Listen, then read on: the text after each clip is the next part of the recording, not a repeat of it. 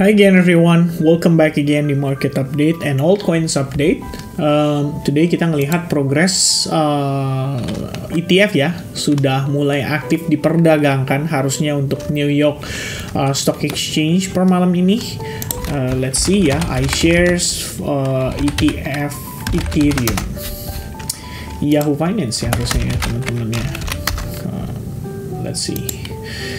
Nah ini dia ya, udah mulai aktif ini per sekarang dan currently drop ya, iShares Ethereum Trust ETF ETH ini buat BlackRock dan posisinya lagi drop. Well sebenarnya nggak bisa dibilang juga ya, karena kalau kita ngecek nih per malam ini, saya create video per sekitar jam 8 menuju jam 9 ya, Bitcoinnya juga masih koreksi, masih turun. I think Bitcoin juga responsif terhadap pattern yang terakhir kita temukan dan kita bahas sama teman-teman pada saat live streaming ya, atau previous video update, yaitu ngelihat terbentuknya si ascending broadening wedge pattern ya, which is kita udah ngelihat dia mulai breakdown. Dan kalau memang kalian zoom out nih untuk Bitcoin sendiri ya, ini sih at least yang saya percaya ya, kita ngelihat ini harusnya 5 wave penguatan, which is ini impulsive wave guys ya. Habis ini kita nggak tahu nih developmentnya, apakah akan beralihnya ke ABC zigzag, apakah di sini kita cuman konsolidasi doang ya, beda-beda ya teman-teman progres yang sekiranya bisa terjadi pada si Bitcoin. But we're gonna talk about it later ya. Kita update sedikit soal Ethereum. Ethereum setelah aktif nih ya, ini sebenarnya aktif juga baru 30 menit sih, jadi belum bisa ngambil data yang gimana banget teman-teman. Ya tapi interesting untuk kita review sedikit minimal dari segi chartnya ya, dan kira-kira ekspektasi kayak gimana. By the way guys, di video altcoins ini saya ngambil Ondo, Avalanche, sama Starknet itu dari previous live streaming. Saya sudah ngomong pada saat itu, saya katakan kepada teman-teman ya, the first, second, and third comment itu bakal jadi update untuk altcoins berikutnya ya. Kemarin kan saya belum update tuh untuk altcoins, yang saya update baru Bitcoinnya. Jadi altcoins hari ini kita mulai update dari 3 koin ini ya, yaitu Ondo, Avalanche, sama Starknet. Tapi before kita ngomongin itu, hampir sedikit ya. Ini kalau kita lihat nih, akhirnya udah mulai aktif ya, ditransaksiin ya, baru berjalan kayak sekitar setengah jam sih. Ini kalau kita lihat startingnya dari 9.30 ya, 9.30 itu ya New York Stock Exchange buka gitu ya, New York Stock Exchange buka. Dan ya chartnya baru begini gitu ya. Intinya volume tadi nge-spike banget waktu opening, which is wajar ya, biasa ada yang namanya pre-market. Nah di pre-market itu kan ada orang yang ibaratnya execute order ya, kita bilang kayak gimana ya bahasanya, pending order lah. Jadi begitu market open, masuk tuh ya request dari klien dan lain-lain. Habis itu kita ngeliat volume masuk, dan sekarang per kondisi saat ini ya harganya sih kecenderungan turun. Ya kita belum tahu sih, ini kan hari pertama juga ya. Kalau kita ngelihat dari historical data sih Bitcoin sukses banget ya, volumenya cukup signifikan.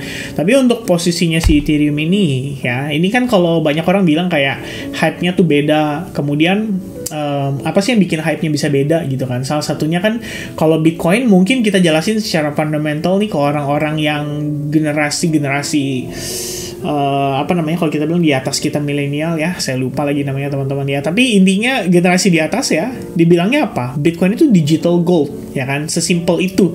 Dengan memberitahu bahwa ada maximum supply, tidak akan dicetak lagi, tidak akan ada koin baru yang di issue lagi ya, dan masih banyak lagi. Tapi kalau kita ngomongin Ethereum ya, ini Ethereum ini adalah sebuah teknologi gitu kan, platform buat smart contract, ada ekosistem, ada transaksi, ada dApps, dan bla bla bla bla bla bla. Nah ini bakal lebih sulit nih kayaknya ya buat generasi boomer ya untuk mengerti, karena in the end orang-orang yang transaksi dengan Ethereum, dengan exchange traded fund itu udah pasti harusnya ya lebih banyak ke old money atau generasi boomer.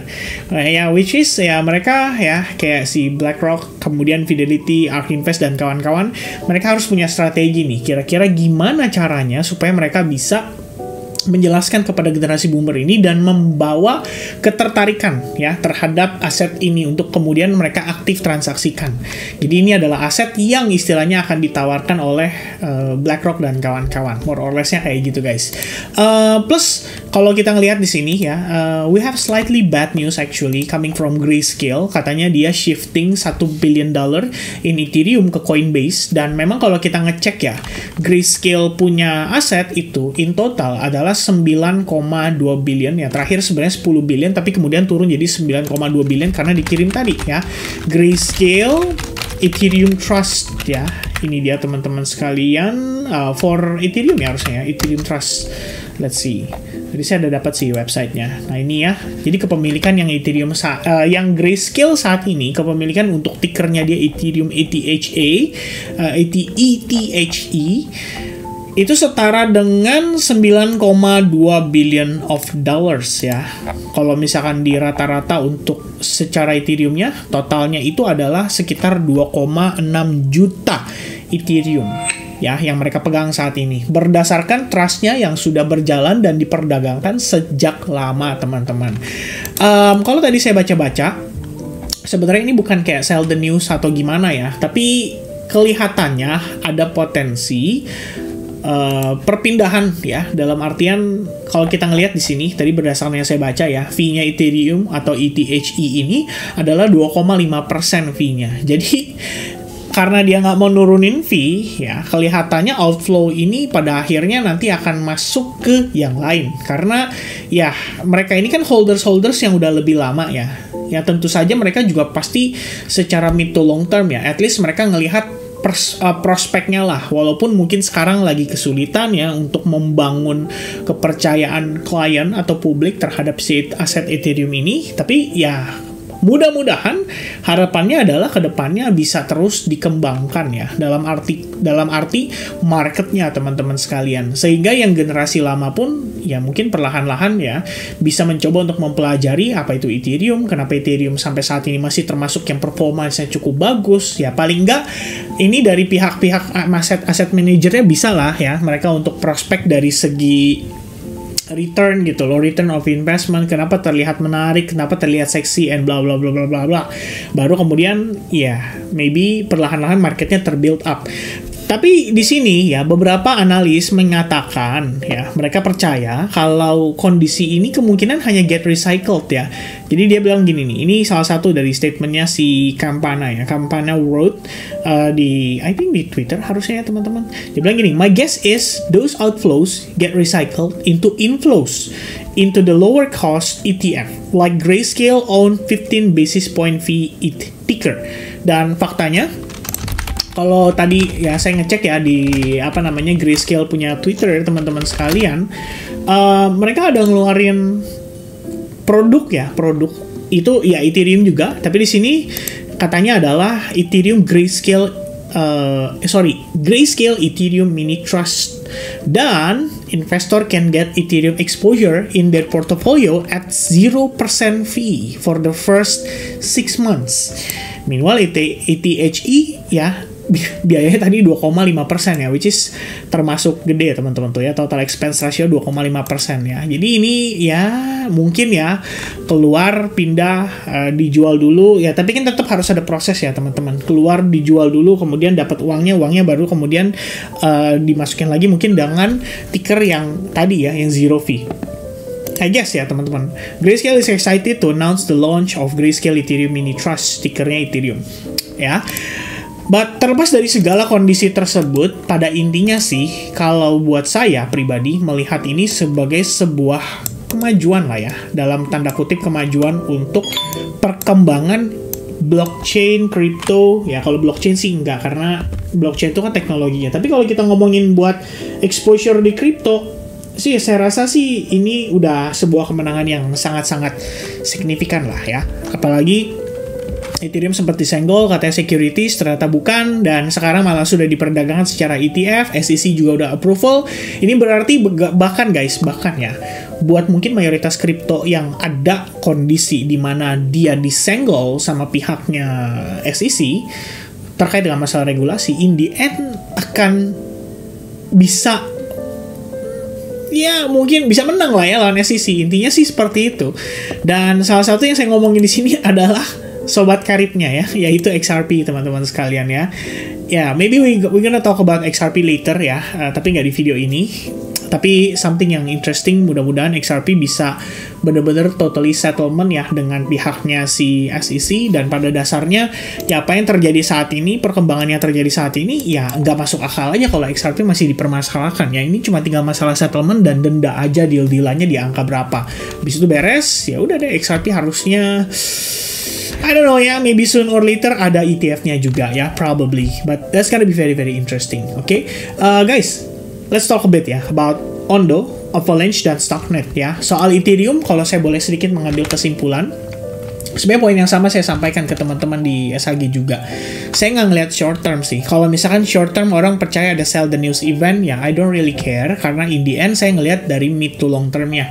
Jadi jangka menengah ke jangka panjang.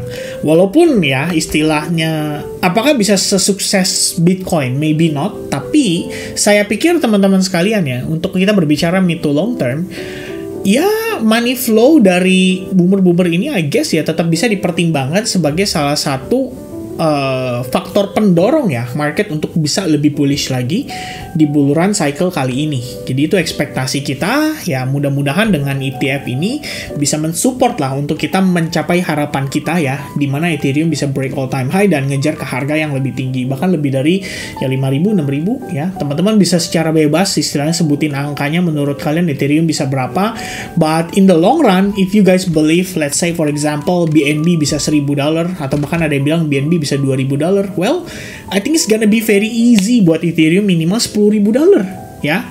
Harusnya nggak susah, tapi ya kita lihat nanti perkembangannya seperti apa guys. Alright, okay, so the first comment itu dari bro siapa tadi? Bro Arif Prasetyo ya, 6318, dia requestnya Ondo. Okay, let's talk a bit about Ondo.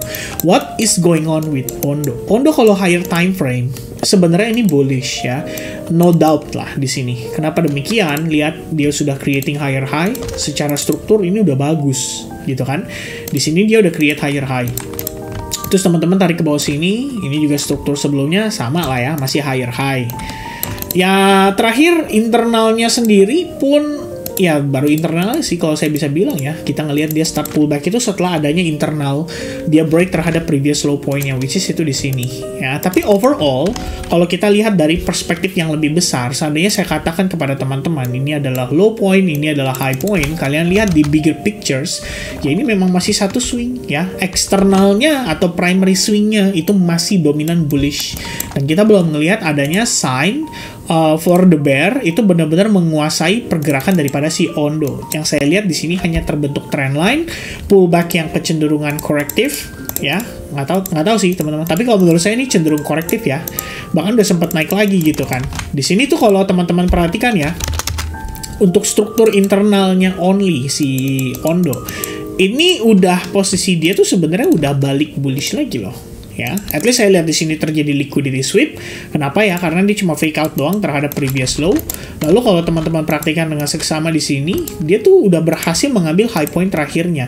Jadi ini kita bisa katakan dengan istilah market structure shift, di mana harga turun, creating lower high, turun, creating lower low, a bit consolidation, and then boom, dia create higher high.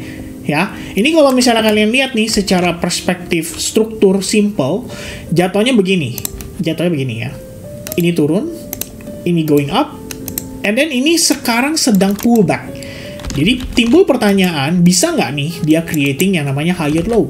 Ya, saya akan gunakan Fibonacci dari bottom ini, kemudian kita tarik ke paling atas. Nah, ini kita dapat 50% retracement guys. Itu confluence dengan order block.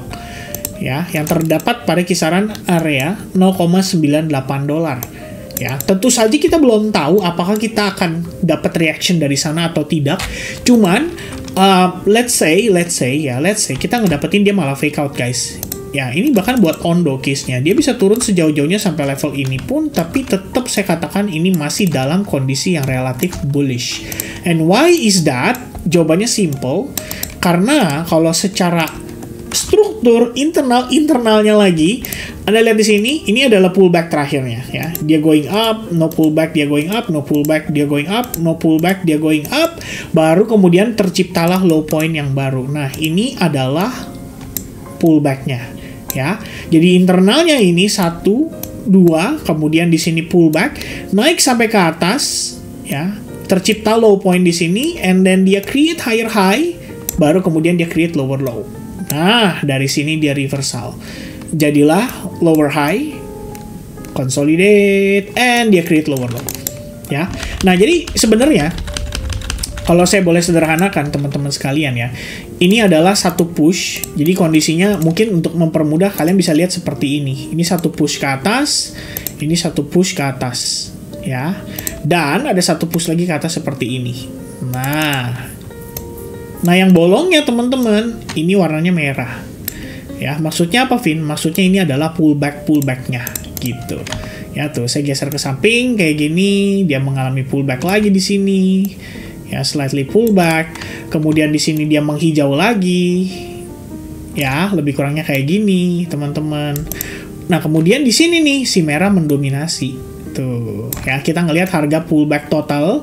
Kemudian low point terakhirnya diambil. Nah, terjadilah reversal. Dari sini kita mulai ngelihat kalau pergerakannya itu kecenderungannya menjadi lower high saja. Nah, kayak gini guys, tuh ya. Jadi lower high, kemudian di sini sampai dengan posisi saat ini dia masih menciptakan low point yang baru. Nah, kira-kira begini, ya. Ini saya nggak tahu sih kelihatan mudah untuk dimengerti atau enggak ya. Tapi in the end ya that's the structure ya. Kita bisa ngelihat secara detail teman-teman sekalian. Dan kalau buat saya sih in case kamu ngelihat ya nanti dia progresnya makan ya low point ini tuh bisa jadi mengalami liquidity sweep dulu ya. Mengingat low point itu harusnya banyak orang yang set limit dan dia akan pasang stop loss ya mungkin di bawah low point tersebut. Jadi ekspektasinya adalah dari sini mantul gitu. Tapi bisa saja market itu kecenderungan nggak gampang tuh dibaca, dalam artian dia fake out dulu, slightly lebih rendah, baru kemudian dia ada reversalnya. Nah, ini sebenarnya ekspektasi yang kita lihat ya menjadi potensi untuk dia menciptakan higher low yang baru. Ya, gambarnya tuh lebih kurang kayak gini guys. Jadi kita expecting dia seperti ini gitu loh. Baru kemudian kita bisa confident mengatakan kalau di daily kita siap. Untuk apa? Untuk melanjutkan penguatannya gitu. Ya, jadi Anda harus perhatikan terutama pergerakan pada time frame 4 jamnya. Coba perhatikan gimana nanti si Ondo ini ada reaksi nggak ya? Ada buyersnya nggak di situ? Ada demandnya nggak di 0,98 dan di bawahnya tuh 0,93 dolar ya. Perhatikan dua level itu sebagai kunci. Kalau misalkan dia nggak dapat reaksi gimana, Vin? Oke, berarti Anda ada kemungkinan Bitcoin lagi ongoing koreksi major dan itu artinya Ondo bisa bergerak lebih rendah, maybe untuk testing terhadap level support yang ada di sini di 0,79% retracement atau bahkan sekaligus level order block yang sangat krusial pada perspektif time frame daily-nya. Di mana dia nggak boleh break dari sini. Karena kalau dia break, Ondo officially masuk ke dalam bearish trend untuk time frame yang lebih besar. Dan ini bisa lebih panjang prosesnya. Right? Kira-kira seperti itu penjelasan saya seputar Ondo. The next one dari Leonardo Agustino 579, dia request soal Avalanche. Katanya Avalanche jaringannya lagi hot, rata-rata lagi pada naik. Well, I can see that the price action is showing bullish momentum ya di sini. Oke, kita coba bedah dari perspektif weekly. Nah, ini sebenarnya kalau dari weekly, ini ada satu momen yang sangat krusial buat si Avalanche ya. Dia harus bisa sukses bertahan nih di atas area ini untuk bergerak seminggu ini. Ya, which is kalau kita lihat di sini, ini udah sempat di flip. Ya, udah sempat di flip. Tapi kalau boleh berpendapat juga teman-teman, dari sisi bear-nya ya, memang di sini pun terdapat supply yang dalam tanda kutip masih fresh ya. Ini baru dijemput gitu loh. Jadi disambut di sana ada rejection. Saya rasa ini adalah hal yang sangat wajar dan ditambah Bitcoin-nya lagi ya mengalami koreksi. Ya per sekarang sih Bitcoin-nya lagi mantul naik ke atas ya. Dapat reaction yang cukup baik begitu New York Open ya. Amazing. Oh, Nasdaq sama S&P masih flat-flat aja teman-teman ya. Bitcoin-nya sih lagi berusaha nanjak ya. Let's see. Alright. Nah, jadi di Avalanche ini posisinya kalau dari perspektif SNR yang simple di sini, ini tuh kita udah mulai flipping. Jadi jatuhnya ini adalah support resistance di mana harga sempat mengalami rejection, tapi kamu lihat tidak mampu menciptakan lower low. Yang ada hanyalah fake out saja. Maksudnya gimana, Vin? Gini guys. Perhatikan baik-baik. Harga turun, pullback, pullback, fake out, turun, tapi ternyata fake out saja. Nah, ini low point terakhir. Ya, bisa kelihatan ya, kalau di sini hanya ada upaya untuk ngebersihin posisi aja. Ini ibarat kalau ada buyers ya, dibikin panic selling, dibikin clear out dulu positionnya, atau mungkin ada liquidation di bawah, diambil dulu liquidationnya, baru kemudian harga berangsur-angsur recovery, dan sekarang dia posisinya creating new high point.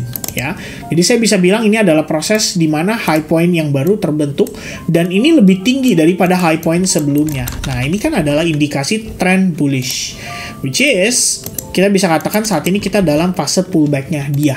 Ya, untuk avalanche, kalau kalian mau mencari opportunity, tentu saja ini adalah pilihan yang cukup menarik. Kita breakout dari triangle, kita breakout dari SNR, ya. Ini kalian bisa marking mungkin level ini. But this is not a really strong SNR ya actually. Cuman tetap ya kita respect, kita lihat di situ teman-teman ya. So far sih ada rejection ya. Karena ini memang level psikologis juga. $30 ya. Wajar kalau waktu itu ada rejection dan sekarang pun wajar kalau misalkan ada yang sambut ya dari buyersnya gitu loh. Dia sih dapat reaction. Cuman ini perhatikan ya. Ini untuk internal structure nih. Ini internal structure ya, internal. In the end, ini overall adalah satu swing ke atas, tapi internalnya itu bisa dikatakan pun dalam keadaan bullish ya. Jadi internal primary dua-duanya sama-sama bullish ya. Ini yang saya maksudnya. Jadi gini teman-teman, mungkin sorry kalau kalian jadi bingung ya. Ini adalah order block yang kita bisa pakai.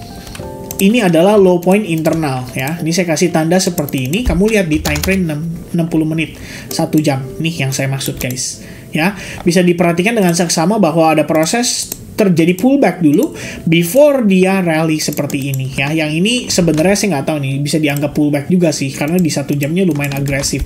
Cuma kalau lihat di time frame 4 jam itu kayak satu kesatuan doang. Makanya tadi saya nggak anggap, yang saya anggap adalah yang low point ini ya. So far low point ini bisa dijadikan sebagai acuan juga. Dan karena kita udah marking di area ini merupakan area order block ya, pada perspektif time frame 4 jam, maka kita bisa gunakan level atau area ini sebagai acuan.